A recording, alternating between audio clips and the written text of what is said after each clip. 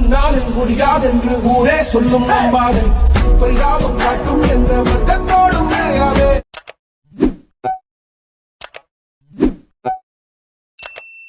இன்றைக்கி தேங்காய் சாதம் எப்படி செய்யலான்னு பார்க்கலாம். அதுக்கு நான் 2 தேங்காவை எடுத்து பல்லு பல்லாக நறுக்கி வச்சுருக்கேன்.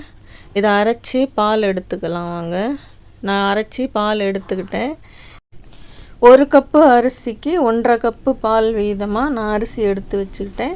இந்த அரிசியை இப்போ கழுவிட்டு ஊற வச்சுக்கலாம். அதுக்கு தேவையான வெங்காயம் வெட்டி வச்சுருக்கேன். பூண்டு உரித்து வச்சுருக்கேன். பூண்டு நல்லா நிறைய போடுங்க, அப்போ தான் நல்லாயிருக்கும்.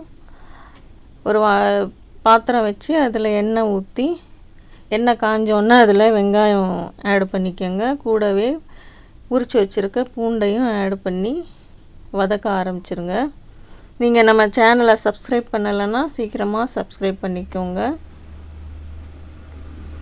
எல்லா பூண்டு நிறைய போட்டால் தான் நம்ம சாப்பிட்றதுக்கும் நல்லாயிருக்கும். கொஞ்சம் வாயுவுக்கெல்லாம் கூட பூண்டு ரொம்ப நல்லது.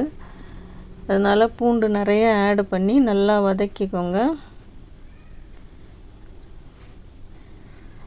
கொஞ்சோண்டு கரம் மசாலா அரைச்சி வச்சுருக்கேன். நீங்கள் அரைச்சது இல்லைன்னா எண்ணெய் காயிலே முதல்லையே ஏலக்காய், லவங்கம், பட்டை, அது கரம் மசாலா ஐட்டம் இருக்குல்ல, அது போட்டுக்கலாம். நான் அரைச்சே வச்சுருக்கிறதுனால அதை போட்டுட்டேன். வெங்காயம் பூண்டெல்லாம் நல்லா வதங்கினோன்னா நம்ம எடுத்து வச்சுருக்க தேங்காய் பாலை அதில் ஊற்றிக்கலாம். தேங்காய் பாலை கொதிக்க விடக்கூடாது. லைட்டாக சூடானதுக்கப்புறமே நம்ம கழுவி வச்சுருக்க அரிசியை அதில் ஆட் பண்ணிக்கணும். தேங்காய் பால் ஊற்றினோன்னா தேவையான உப்பு சேர்த்துக்கோங்க. இப்போ தேங்காய் பால் கொஞ்சம் சூடாயிருச்சு. இப்போ நம்ம கழுவி வச்சுருக்க அரிசியை சேர்த்துக்கலாம். நீங்கள் நம்ம சேனல் சப்ஸ்கிரைப் பண்ணலைன்னா சப்ஸ்கிரைப் பண்ணிக்கோங்க. லைக் பண்ணுங்கள், ஷேர் பண்ணுங்கள். தேங்காய் சாதம் இந்த மாதிரி செஞ்சு சாப்பிட்டு பார்த்துட்டு எனக்கு கமெண்ட் பண்ணுங்கள். சாதம் நல்லா வெந்துருச்சு. இந்த அளவுக்கு நல்லா வெந்த உடனே இறக்கிடணும்.